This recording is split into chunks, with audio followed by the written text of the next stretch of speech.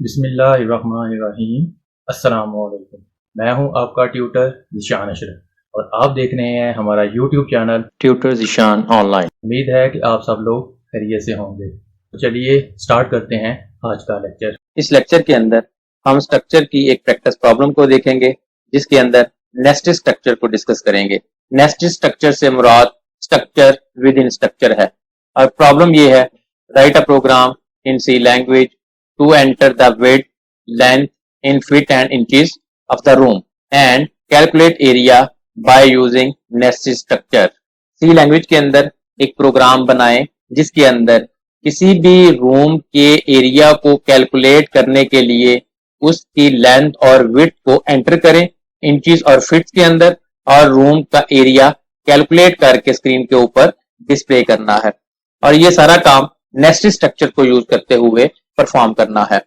Define structure within a structure, structure के अंदर एक स्ट्रक्चर को डिफाइन करेंगे जो नेस्टेड स्ट्रक्चर कहलाता है। जिस तरह नेस्टेड इफ को पढ़ा था, इफ के अंदर इफ है, फिर इसी तरीके से नेस्टेड लूप को डिस्कस कर चुके हैं जिसमें लूप के अंदर एक लूप को डिफाइन किया था। उसी कंसेप्ट को यूज करते हुए स्ट्रक्चर के अंदर एक स्ट्रक्चर को डिफाइन किया जाता है। लेट्स सपोज ये हमारे पास स्ट्रक्चर 1 है।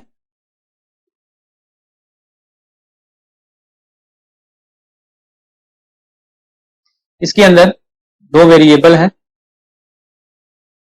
इंट ए इंट बी। स्ट्रक्चर को क्लोज कर दिया। स्ट्रक्चर के अंदर दो डाटा मेंबर्स हैं। जब स्ट्रक्चर का एक वेरिएबल क्रिएट करेंगे तो हमारे पास स्ट्रक्चर के एक वेरिएबल के अंदर दो डाटा मेंबर्स मौजूद होंगे। इस स्ट्रक्चर 1 के वेरिएबल को स्ट्रक्चर 2 के अंदर एज अ डाटा मेंबर जब डिफाइन करेंगे तो ये स्ट्रक्चर विद इन स्ट्रक्चर हो जाएगा। ये हमारे पास दूसरा स्ट्रक्चर है, स्ट्रक्ट str2। स्ट्रक्चर को स्टार्ट किया। इसके अंदर स्ट्रक्चर 1 के वेरिएबल को as a data member define करना है।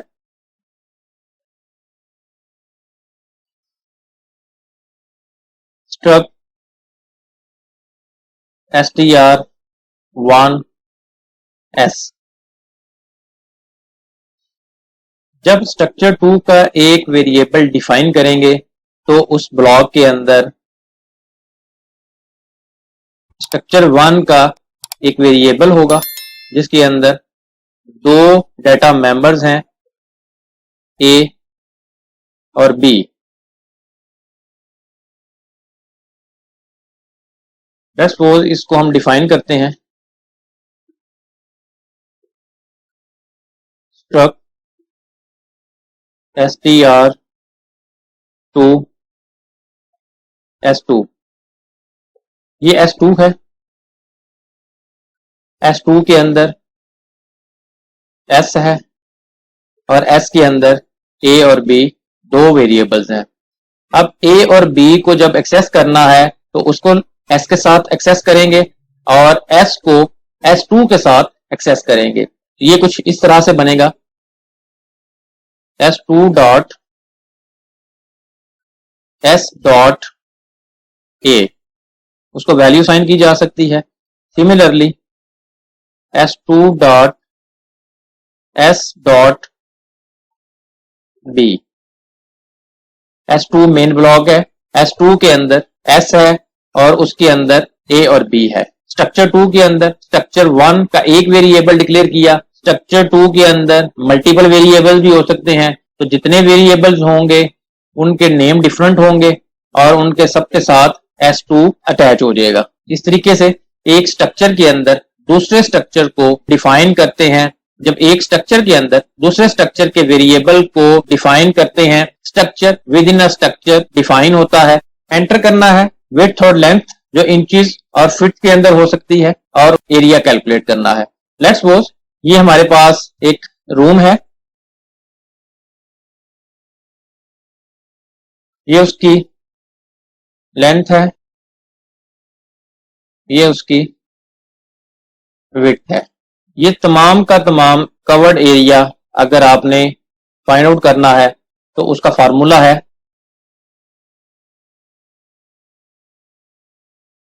Area is equal to length multiply by width. Total length और टोटल विड्थ को आपस में मल्टीप्लाई करें, जो आंसर आएगा वो उसका एरिया कहलाएगा। लेंथ के अंदर दो वेरिएबल्स हैं, फीट और इंचेस। विड्थ के अंदर भी दो वेरिएबल्स हैं। तो बजाय इसके कि हम दो दो वेरिएबल्स लें, हमने इनको एक स्ट्रक्चर के अंदर डिफाइन किया और दूसरे स्ट्रक्चर के अंदर पहले वाले स्ट्रक्चर के वेरिएबल को एज ए डाटा मेंबर जब यूज किया तो दूसरे स्ट्रक्चर के अंदर पहले स्ट्रक्चर के दोनों वेरिएबल्स मौजूद होंगे। इस तरीके से वेरिएबल्स कम यूज होंगे। सी लैंग्वेज के अंदर इसको किस तरह से परफॉर्म करते हैं आइए देखते हैं। ये हम सी के कंपाइलर के अंदर मौजूद हैं। कोड स्क्रीन के ऊपर लिखा हुआ है। इसको मैं लाइन बाय लाइन एक्सप्लेन करता हूं, उसके बाद इसको step by step dry run करूंगा और लास्ट के ऊपर इसको कंपाइल और रन करके रिजल्ट स्क्रीन के ऊपर डिस्प्ले करूंगा। हेडर फाइल्स इंक्लूड करने के बाद स्ट्रक्ट के कीवर्ड के साथ पहला स्ट्रक्चर जिसका नाम डिस्टेंस है उसको डिफाइन किया। स्ट्रक्चर को स्टार्ट किया। स्ट्रक्चर के अंदर इंटीजर टाइप का एक वेरिएबल जिसका नाम फीट है उसको डिफाइन किया। फ्लोट टाइप का एक वेरिएबल जिसका नाम इंचेस है उसको डिफाइन किया। फर्स्ट स्ट्रक्चर को क्लोज कर दिया। फर्स्ट स्ट्रक्चर के अंदर दो डाटा मेंबर्स हैं, एक फीट और एक इंचेस। फीट की डाटा टाइप इंटीजर है, इंचेस की डाटा टाइप फ्लोट है। उसके बाद स्ट्रक्ट के कीवर्ड के साथ एक दूसरा स्ट्रक्चर जिसका नाम रूम है डिफाइन किया। स्ट्रक्चर को स्टार्ट किया। स्ट्रक्चर 2 के अंदर पहले स्ट्रक्चर के दो variables as a data members define किए हैं। स्ट्रक्ट का कीवर्ड यूज किया। स्ट्रक्चर 1 का नेम डिस्टेंस और वेरिएबल का नेम विड्थ। सिमिलरली स्ट्रक्ट का कीवर्ड स्ट्रक्चर 1 का नेम डिस्टेंस और वेरिएबल का नेम लेंथ। विड्थ और लेंथ ये दो वेरिएबल्स स्ट्रक्चर 2 के अंदर हैं जो स्ट्रक्चर 2 के डाटा मेंबर्स हैं। स्ट्रक्चर 2 को क्लोज किया। वाइड मेन फंक्शन को स्टार्ट किया। फ्लोट टाइप के तीन वेरिएबल एल, डब्ल्यू और एरिया उनको मेमोरी के अंदर डिक्लेयर करवाया। स्ट्रक्ट के कीवर्ड के साथ स्ट्रक्चर 2 का एक वेरिएबल आर डिक्लेयर करवाया। R dot width dot feet को असाइन की value 10, R dot width dot inches को असाइन की value 5.5, are dot length dot feet को असाइन की value 12, are dot length dot inches को असाइन की वैल्यू 6.5। टोटल लेंथ निकालनी है। एल को असाइन किया R dot width dot feet plus R dot width dot inches divided by 12। Inches को feet के अंदर कन्वर्ट करने के लिए 12 से डिवाइड किया। विड्थ को कैलकुलेट कर रहे हैं। विड्थ को असाइन किया R dot length dot feet plus R dot length dot inches और डिवाइडेड बाय 12। एरिया कैलकुलेट कर रहे हैं। एरिया को असाइन करें L multiply by W. Printf के साथ स्क्रीन के ऊपर मैसेज डिस्प्ले किया the area of room is equal to, कहां से वैल्यू लेनी है एरिया के अंदर से, और मेन फंक्शन को क्लोज कर दिया। अब मैं इसको step by step dry run करता हूं। मेन फंक्शन से इस प्रोग्राम की एग्जीक्यूशन स्टार्ट होगी। जैसे ही इस प्रोग्राम की एग्जीक्यूशन स्टार्ट होगी बैकएंड के ऊपर दोनों स्ट्रक्चर्स डिफाइन हो जाएंगे। उसके बाद फ्लोट टाइप के तीन वेरिएबल मेमोरी के अंदर डिक्लेयर होंगे।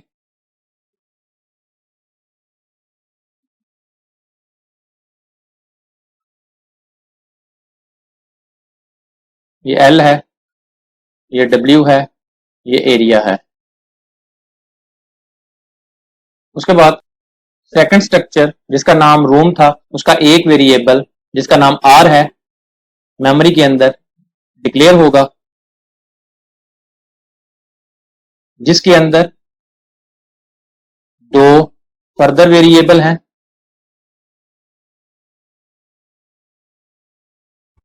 विड्थ और लेंथ के।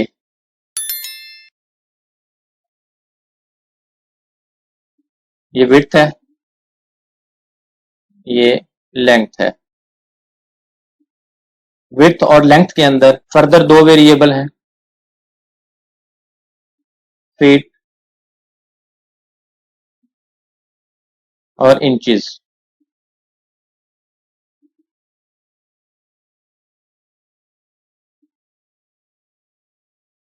इसी तरीके से लेंथ के अंदर भी दो वेरिएबल फीट जिसकी डेटा टाइप इंटीजर है, इंचेस जिसकी डेटा टाइप फ्लोट है। अब इनको वैल्यूज असाइन करनी है। स्कैनफ के साथ रन टाइम के ऊपर भी वैल्यू असाइन की जा सकती है। R dot width dot feet को असाइन करें 10, आर वेरिएबल, उसके अंदर विड्थ का वेरिएबल, उसके अंदर फिट को असाइन कर दें 10। उसके बाद R dot width dot inches को असाइन कर दें 5.5। आर के अंदर विड्थ और विड्थ के अंदर इंचेस को असाइन कर दें वैल्यू 5.5। उसके बाद are dot length dot fit को असाइन करें 12। आर के अंदर लेंथ और लेंथ के अंदर फिट को असाइन करें 12। Similarly R dot length dot inches को असाइन करें 6.5। आर के अंदर लेंथ और लेंथ के अंदर इंचेस को असाइन कर दी वैल्यू 6.5। उसके बाद R dot width dot fit plus R dot width dot inches divided by 12, 10 plus 5.5 divided by 12, इसको फिट के अंदर कन्वर्ट किया, ये वैल्यू आ गई 0.45। दोनों को ऐड किया, ये बन गई 10.45। एल को 10.45 की वैल्यू असाइन कर देंगे 10.45। उसके बाद विड्थ को असाइन करें are dot length dot fit 12 plus R dot length dot inches divided by 12। 6.5 को डिवाइड किया 12 के ऊपर, आंसर आया 0.54। इनको ऐड किया, ये बन गया 12.54। ये वैल्यू असाइन कर देंगे W को 12.54। उसके बाद एरिया को कैलकुलेट कर रहे हैं, एरिया को असाइन करें L multiply by W। 10.45 multiply 12.54, दोनों को मल्टीप्लाई किया, आंसर आया 131.04। एरिया को साइन होगी वैल्यू 131.04। प्रिंटफ के साथ स्क्रीन के ऊपर मैसेज आ जाएगा एरिया इज इक्वल टू, कहां से वैल्यू लेनी है, एरिया के अंदर से। एरिया के अंदर वैल्यू है 131.04 फीट और मेन फंक्शन क्लोज हो गया। इस तरीके से रूम का एरिया कैलकुलेट होकर स्क्रीन के ऊपर डिस्प्ले हो जाएगा। अब मैं इसको कंपाइल और रन करके रिजल्ट स्क्रीन के ऊपर डिस्प्ले करता हूं। कंपाइल और रन करने के लिए कंपाइल और रन के बटन के ऊपर क्लिक करेंगे।